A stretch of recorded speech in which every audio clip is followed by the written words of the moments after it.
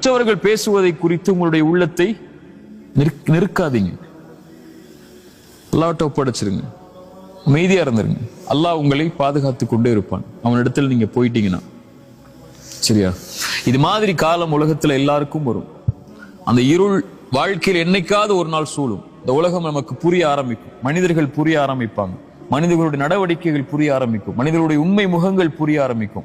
மனிதன் பின்னாடி எப்படி நடந்துப்பான், முன்னாடி எப்படி நடந்துப்பான், அவனுடைய வார்த்தைகள் எப்படி இருக்கும்.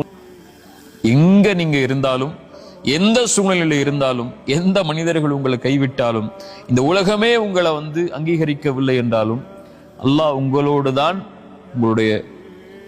உங்களுடைய நிலைக்காகத்தான் அல்லாஹ் உங்களோட இருப்பான். எங்க இருந்தாலும், எந்த சூழ்நிலையில் இருந்தாலும் அல்லாஹ் வந்துரு யா அல்லான்னு கேட்டா போதும். அல்லாஹ் நான் இயலாதவன், என்னிடத்துல வந்துரு, உன்னிடத்துல வர ஆசைப்படுறேன் அப்படின்னு நீங்க சொல்லிட்டா போதும். என்னை தனிமையில் நினைவு கூர்ந்தால் அவர்களை நானும் தனிமையில் நினைவு கூறுகிறேன். அவ்வளவுதான். ரப்பே நான் உன்னை அழைக்கிற யா அல்லாஹ், உன்னிடத்துல வர்ற யா அல்லான்னு சொல்லிட்டா போதும்.